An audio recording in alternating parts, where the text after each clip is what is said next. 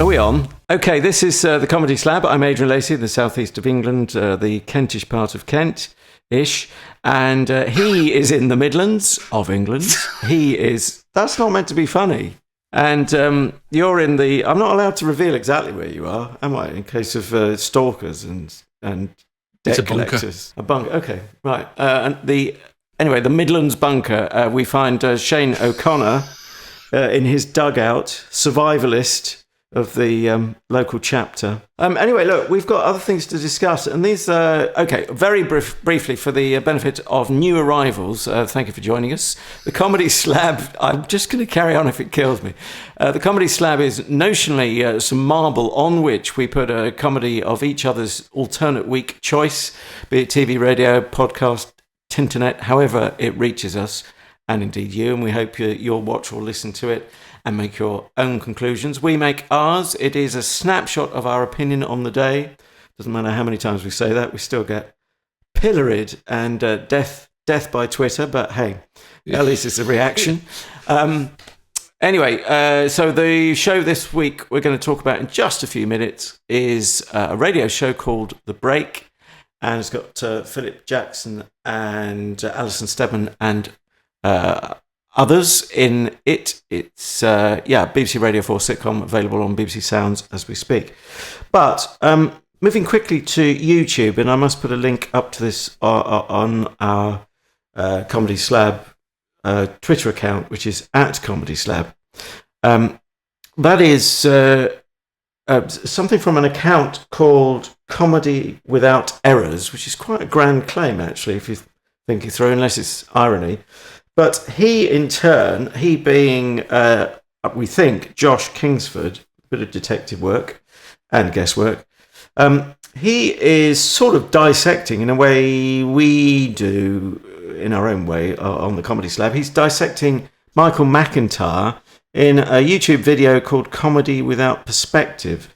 Now, I'm not going to summarise the whole thing. I'm not going to explain it in depth. We'd really like you to see it because we're going to talk about it now. But in a sentence or two, essentially, he's saying, Michael McIntyre, fantastically popular, but sort of thing. And a lot of comedians, actually, fellow comedians, get very vexed about Michael McIntyre. Some might say sour grapes for him being popular. Others would say, no, it's more about technique and subtle stuff, and some of the stuff we analyse.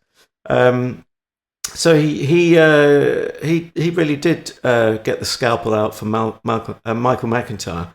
What was your feeling about this analysis of Mr. McIntyre? Well, before I do that, can I just say I've never got the comedians not being a fan of Michael McIntyre. I don't get that at all. I don't understand that. Do you? I don't understand why a fellow comedian should like or dislike another performer, or why they should be vexed by somebody else. I mean, surely, comedy as an art form is as broad as music or literature. And it's like J.K. Rowling saying, "Oh, it's disgusting that I don't know, the woman who wrote 50 Shades of Grey, she shouldn't be allowed to write books or do you know what I mean? It's that kind of why does it matter to them? Surely the one that they're doing is the art form that they should be worried about. Well, their particular shtick. Yeah, I don't understand why and they do. I don't understand why other comedians get vexed by him, and I kind of think why, and unless it is, purely jealousy that they would just like that success, and they can't understand why they don't get that success with the act that they've got. I can't help feeling there's a bit of that in the mix. I mean, there was a rather plaintive cry from Michael himself when he, a little while after he'd hit the big time and he won an award, and he was kind of saying, I can't understand, similar to what you've just said, but putting a specific slant on it, which a bit of detail, which was quite poignant in a way, if you've got any sympathy for someone, rather than monstering them from a distance because you perceive them to be so huge and commercially successful. But he just said, I went to this award ceremony with my wife. She's bought a new dress for the award ceremony, and everyone's just monstering me on whatever it was, Twitter or other anti-social media, as I call it. Yeah. And you think, that's what it means at a human level. She's got out thinking, it's fantastic, her husband's just won an award, wants to join in his success. And, of course, she'd get monstered if she went in some ripped jeans and a tatty T-shirt, wouldn't she, as well? Yeah, that's the pressure she'd be under as a sort of being with a public figure and so on. And you think, that is odd. I mean, I understand some of the analysis of this Josh guy, if that's who it is, Comedy Without Errors, in that, the point is, Michael McIntyre is a mainstream act. If you can get your head around that. And there's no point. Josh says at one point, this guy really isn't funny. And you think, well, I know of at least a couple of thousand people in the audience all laughing along. You really cannot say a comedian is not funny while people are laughing. Yeah. You can say it. 15,000 people sat in Wembley Arena laughing at it. I would say that's... I'm not a fan myself, but I am defending his right to be part of this range you talk about. I mean, Josh, lovely. I think his work's fantastic. He's a really talented guy. However, I think he does something very different from what we do. And you said at the start, what we do is we say... Well, Adrian will say, this is my opinion, and Shane will say, this is my opinion, and encourage people to go and investigate it and see what you think. We're not saying he was offering a definitive answer, I felt. Yeah, and it seems it's called Brian Regan by the look of things in that particular video. He kept homing in on this guy, which is fine, but I mean, if you're a fan of someone, that would rather colour your view of someone who's a very different style, as Michael McIntyre is within the range of comedy. They are at different poles, but it's certainly an interesting debate, and I found it a very engaging video. So we'll put a link up on our Twitter account, which is, of course, at Comedy Slab. Do follow us there, and you'll get a link to that video that we're talking about. But let us move to the break. BBC Radio 4, BBC Sounds. And as I say, Philip Jackson and Alison Steadman and others going to find out, because I set this as homework last week for Shane and for you, dear listener, of course. Going to find out Shane's view on it in a little while. He gave me a sort of teaser before we started recording, but you never know with Shane. It could have been a complete wrong footing. So I'm evil man that he is. So there will be a headline from you. I don't know if you've prepared it already, Mr. O'Connor. No, I'll think of it while the clip's on. Okay. To set the scene, well, we're into Series 3, Episode 1, and actually I think I gave a bit of a wrong steer last week, making that very dangerous assumption that I could trust my memory, which clearly I couldn't. But, well, perceptions can change over time anyway. I listened to an example of, must have been one of the episodes from, I think, Series 1, probably, and... I sort of said it was a mainstream comedy. I wonder if there is a mainstream comedy on the outside. I think there's a bit of a surreal comedy on the inside trying to get out, or vice versa. But it's certainly an interesting interplay between the two, and I thought it was certainly worth putting on the Comedy Slab, and intrigued to see what Shane would make of it, because I knew you. You can at least say that you, in the past, you've said how much you like Philip Jackson's work. Is that not fair? Oh, big fan of Philip Jackson. I could sit and listen to him read the phone book. Yeah, you remember the phone book? You probably don't have in Kent. You've probably got some holographic thing that you. I've got a chip in my brain. But that's my terrible. It'd match the one on your shoulder. Says the man with a ton of potatoes, a sack of potatoes on each shoulder. And one for the pot. Full disclosure, I'm a big fan of Philip Jackson. I'm a big fan of Alison Steadman. I'm a big fan of Mark Benton. I was going to say, your mate Mark Benton's in here as well. I've got a soft spot for Rasmus Hardiker because he's from Sutton Coldfield, which is just north of Birmingham. Cat Dealey territory, actually. Oh, that's a thing. So that's and I liked him he worked with Coogan. I quite liked him in that. I haven't seen him in an awful lot ever since. But so I looked at the cast and I thought, hey, what? As Eric Morecambe would say, I thought, hey, with the glasses. Yeah. Yeah, brilliant. Except, is this all a tease, dear listener? He's steering us in one direction, and you're going to undercut us and do a handbrake turn after we hear the clip. Well, this is where, as ever, I struggle to set the scene. Bear with. Anyway, the show, all three series have been set in the fictional seaside town of Flamford. I have confirmed it's fictional.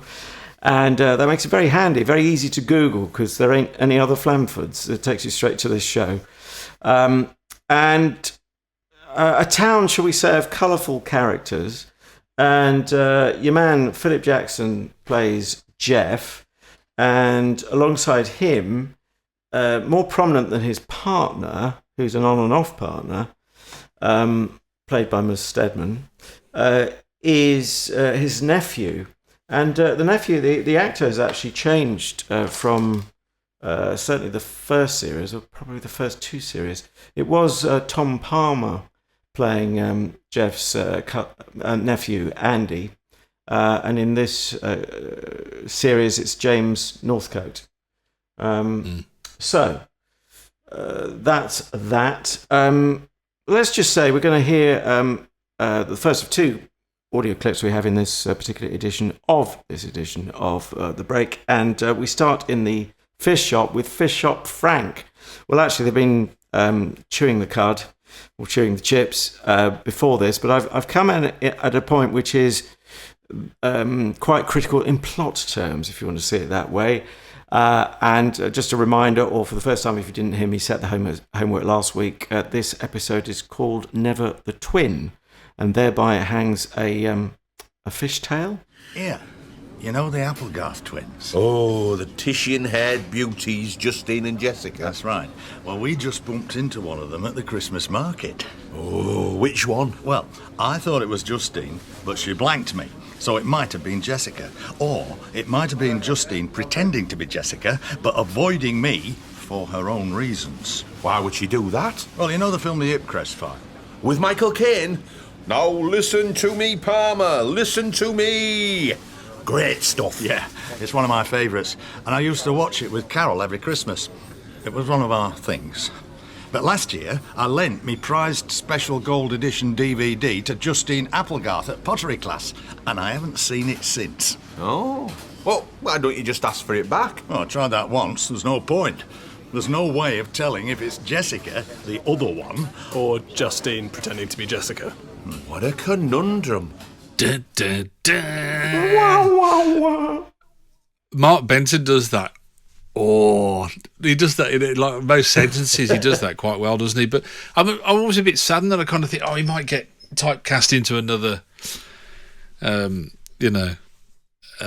Eddie. I think from what was the program that we watched him in? Oh gosh, yes, it'll come back to us after Early we Doors. finish recording. Yes. And he was that kind of war. Was it war? Just that kind of thing. But there you go. But we'll talk about the premise of it because they all.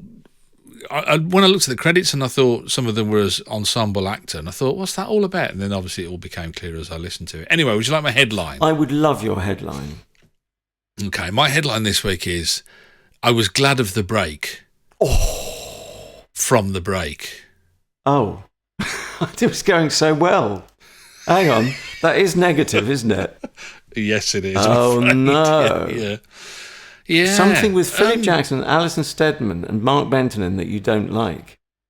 I couldn't get my breath, to be honest with you. I you know how you kind of listen to something and you think, am I just not connecting with this on some kind of level? Is there something that I'm missing? I just couldn't.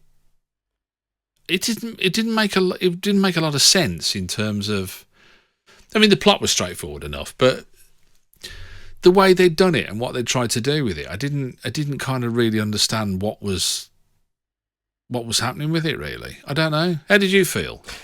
I felt a little bit differently about it, and strangely less warmly towards it on the second play. Usually, I warm more to something, as I think familiarity generally works that way. That's where I started to think about the surreal element, and whether I think you just have to enjoy the surreality of it. That's my word if it doesn't already exist. Was that part of the problem, do you think? A bit too surreal for you? Maybe. I mean, the odd thing is, it was one of those that I didn't laugh at any of it. There wasn't one bit that I could pinpoint and say, oh, when they did this bit of shtick. It was all, the humour was very, I found it very basic, very predictable, and very comfortable. But the really odd thing was, and I don't know whether you felt the same, but I came out the whole thing, I didn't bear any animosity towards it. I didn't think, well, that was a waste of half an hour, or, you know, that's 27 minutes I'm not going to get back in my lifetime, or whatever. I didn't kind of have that. There was no feeling of being cheated. I couldn't say that I didn't really enjoy it, because I thought it was a well crafted. It was one of those almost more like a drama than a comedy. But definitely a drama at the, to steal another term of mine, a smile-com type thing. It was at the comedy end of drama. Yeah. Did you find it funny at all? I mean, were there jokes in there for you? Not belly laughs, but I did have the occasional titter. But did you? Yeah, I did. But yes, now you mention it, it was more sort of appreciating it in the round, which sounds a very roundabout way of saying, I wasn't falling about on the floor laughing. So maybe you're right about that, it being more at the drama end. Do you know what I thought? I'm no authority on this, but it did make me think of a Fellini film where you get those eccentrics with big bulging eyes and everyone's a bit skew-if. Yeah. And it does say, I mean, the clue is in the blurb they give us, which I'm reading off here, described variously as the seaside town sanity forgot, or I think elsewhere it was very slightly tweaked, like the town that logic forgot, or something like that. Right. So that's giving you a big clue for starters, isn't it? Although I kind of felt, I had the feeling that it was going to be kind of a bit more madcap than it was, in a sense, rather than I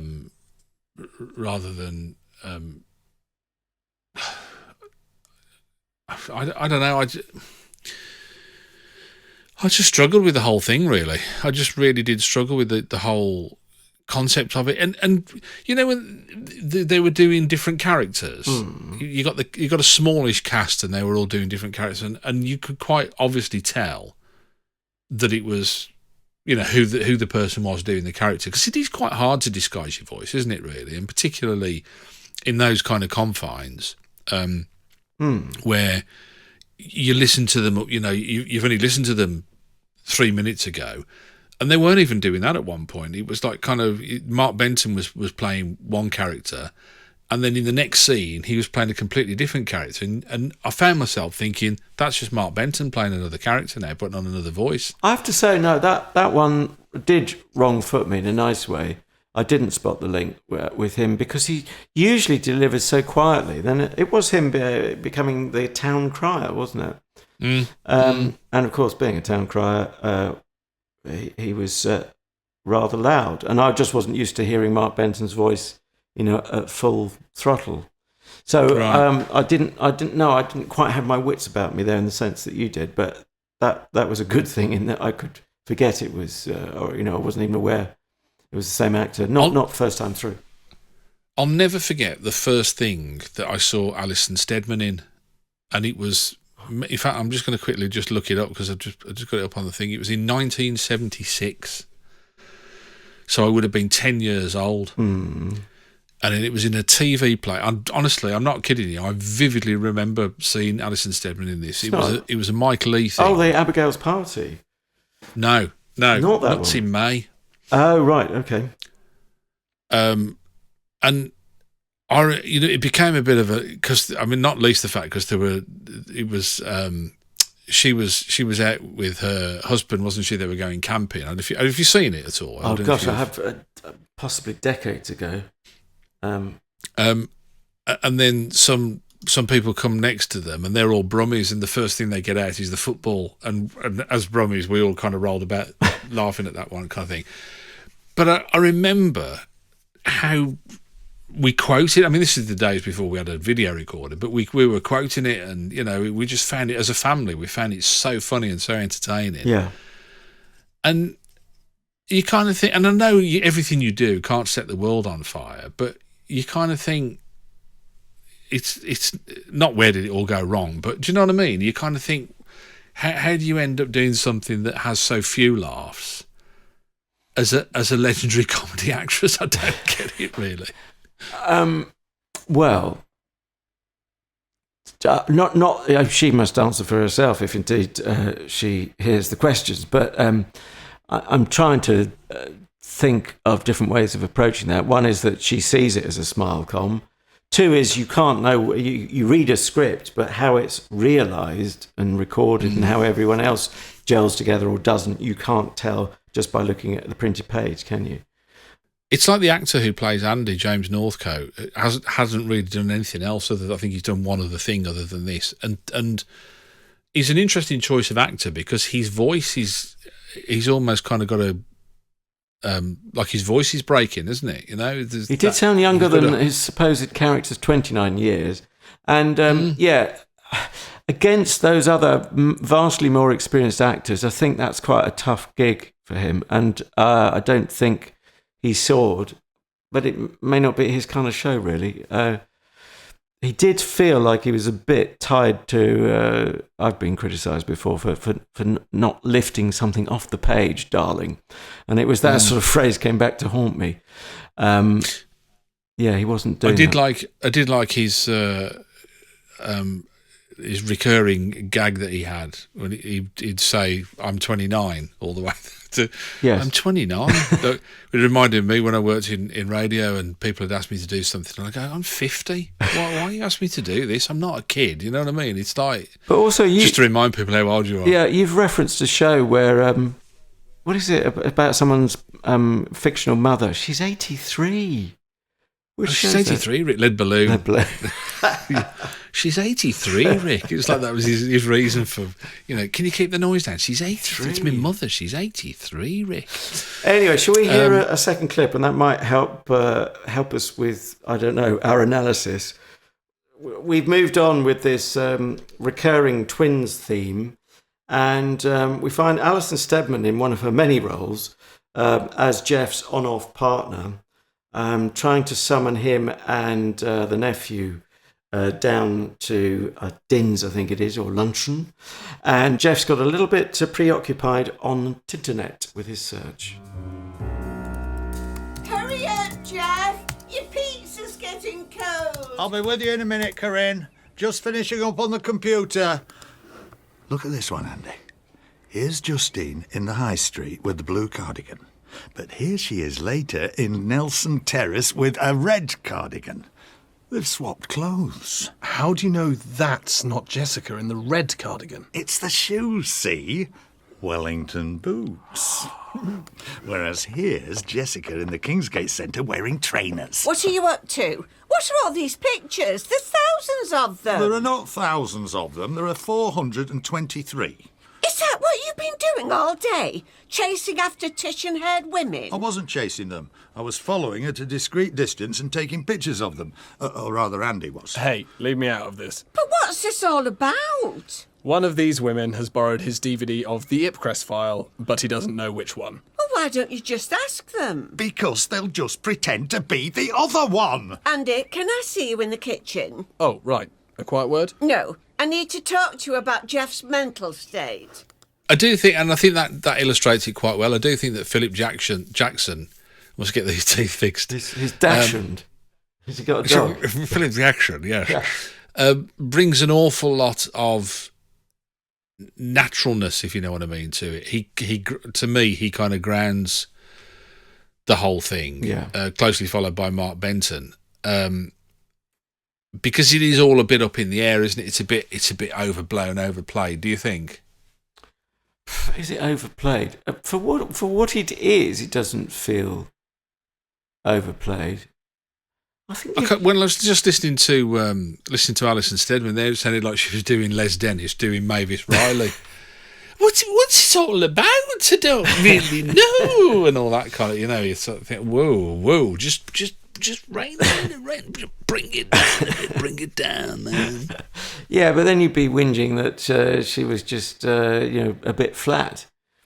I mean, no, I would. You know me, I'm terror like that. I'm a great one for. To me, that's what gets you. That's what sucks you in, is when it's really natural.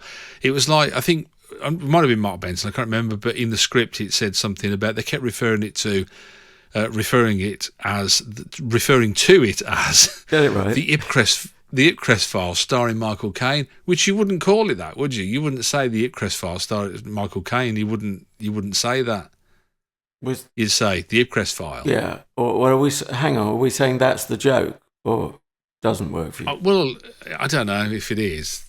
Okay, but yeah, I felt the script again. It wasn't very real. But of course, as you say, if it's trying to be surreal, then they've achieved in their aim. Just to mention them for the writers, Ian Brown, who I'm sure he was in one of those bands. Big in the 90s. Oh, it's gone. It's not Stone Roses, is it? I was confused the two. One went on solo. Anyway, that's a very lame joke, and I've been hoisted by my own petard. It's a different Ian Brown, no doubt. And James Hendrie. I was just looking at what they'd previously done, and they worked together on, I think this was also a radio series, After You've Gone, and the Mausoleum Club. I can't say I've heard the Mausoleum Club. After You've Gone, oh, that rings a bell. That does. That wasn't that a Nicholas Lyndhurst thing? After You've Gone, hang on, I'm just going to quick click. Oh yes. Well, we'll race each other and see who's got the better. It was bandwidth. Nicholas Lyndhurst, Celia Imrie, Ryan Sampson, Danny. It was TV. It was almost like, it was kind of like a My Family sort of thing. Your favourite? Yeah, it was like a cross between my two favourites, My Family and Outnumbered. That's your idea of a living hell. But then you do like Nicholas Lyndhurst. I do.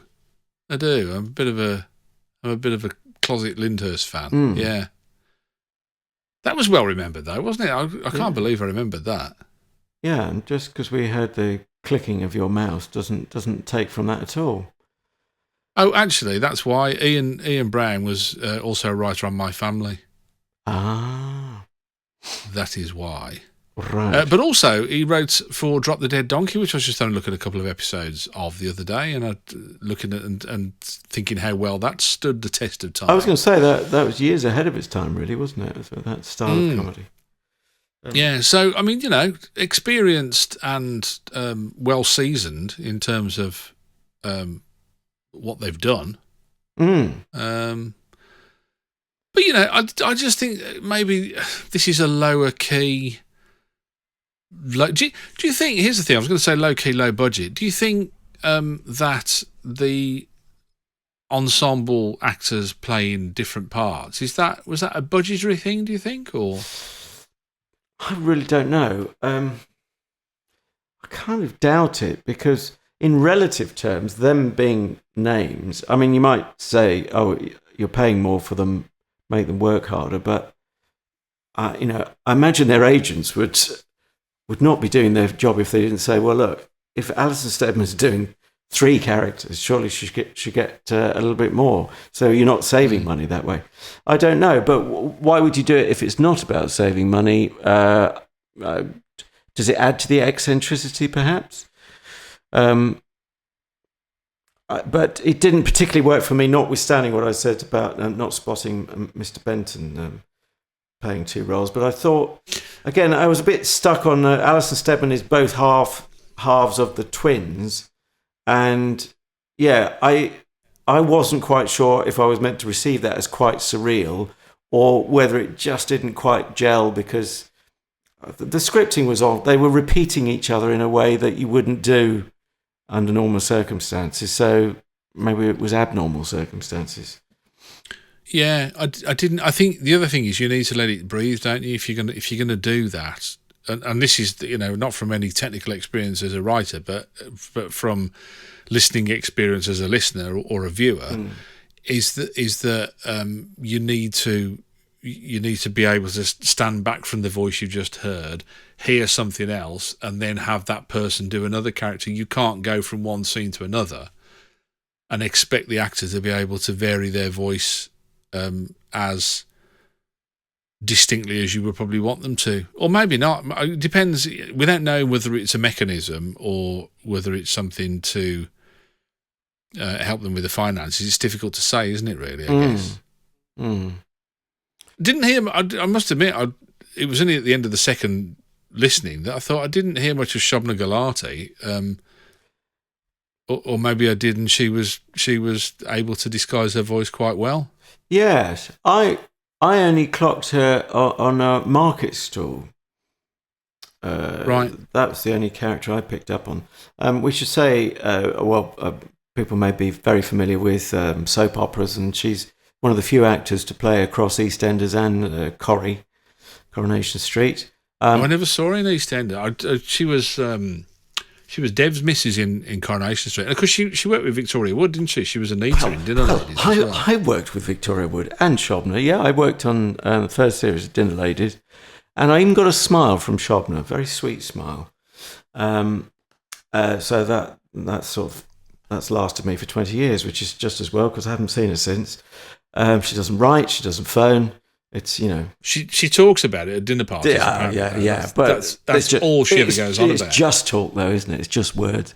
No, she is lovely, and that we were laughing like drains throughout rehearsal and beyond on Dinner Ladies, and that's because I've probably said before, because people come in to see shows, the crew's already rehearsed the show with the company several times. So if you're still laughing in the evening when the audience are laughing, it's a pretty funny show. And Dinner Ladies was definitely in that category.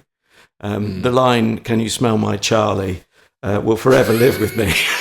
And it's a reference to perfume before you write to complain. We must end it there. It must be your turn, because I remember going first last week with my scores out of 5.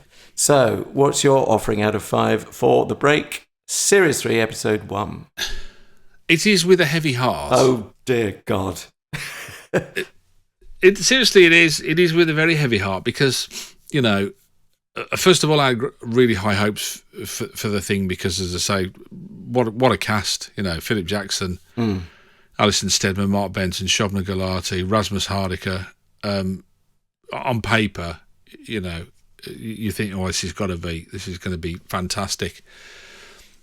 It just didn't work for me. I just couldn't square the circle with the thing. I just couldn't reconcile it at all. It didn't make me laugh at all. However, like I say, I didn't come out of it thinking, well, that's really made me cross. That was it was enjoyable in a strange way, but not for the right reasons or not in the right way. And so ordinarily I'd have given it a 1. But because I came away from it thinking, actually, it wasn't, I bear it no malice, I'll give it 1.5. Okay, A Town Called Malice. All right. Well, I have to give it a score which acknowledges the...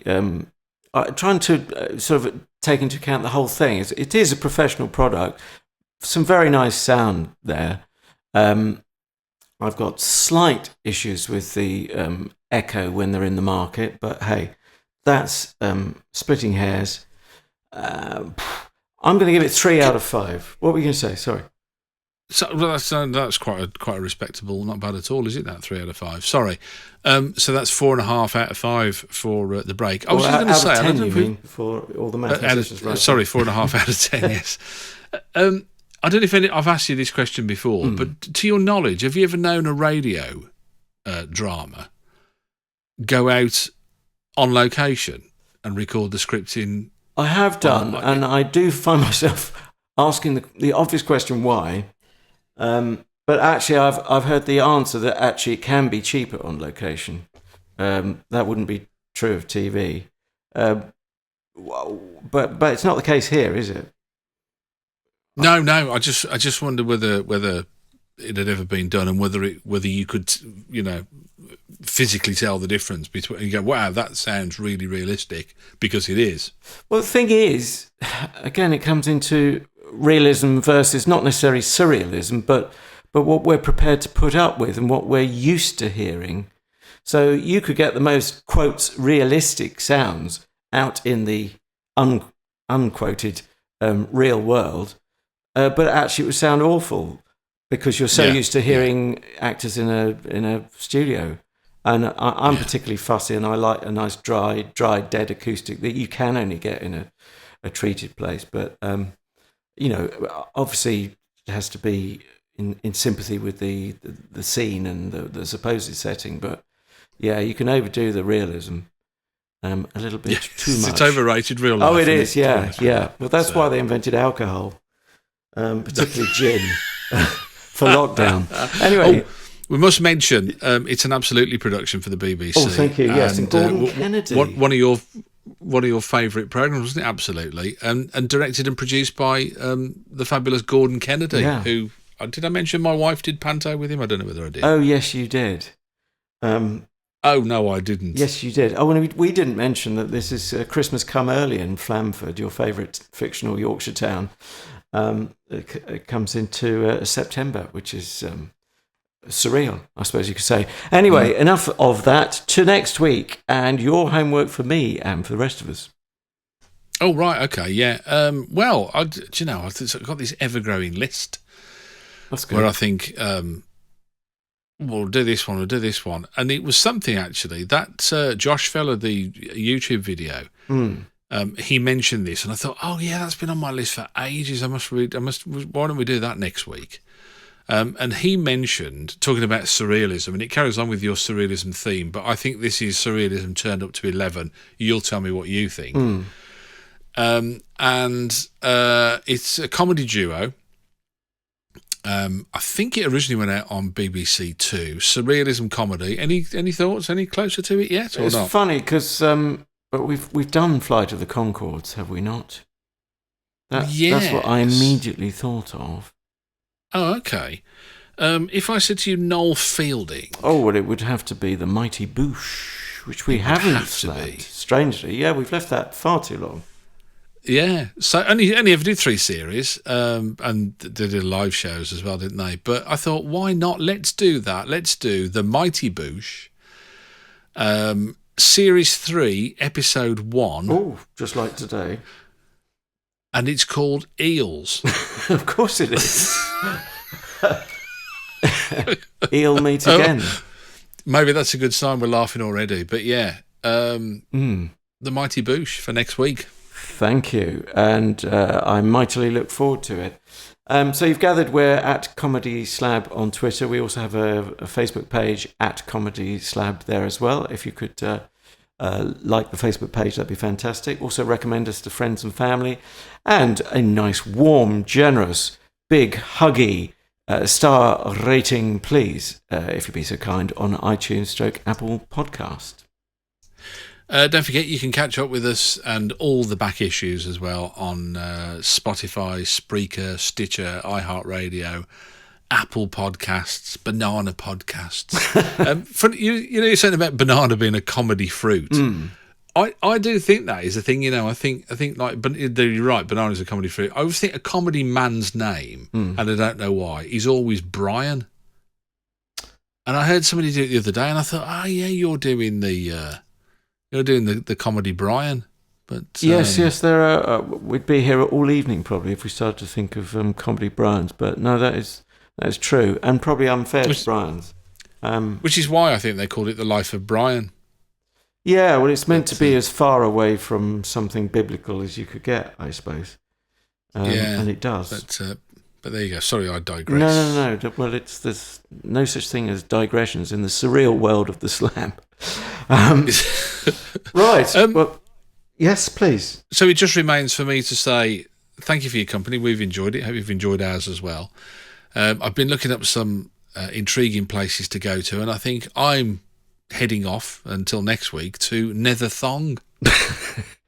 Well, up the road from me, there is a village called Thong, as I may have mentioned just the other day. And that's probably... Don't you think there? I think that's where they have the Eurovision Thong contest. But I could be wrong in my own way. I was trying to pay off with something suitably surreal, and all I could think was a fish walks into a bar. That is quite surreal, isn't it? Yeah. That is.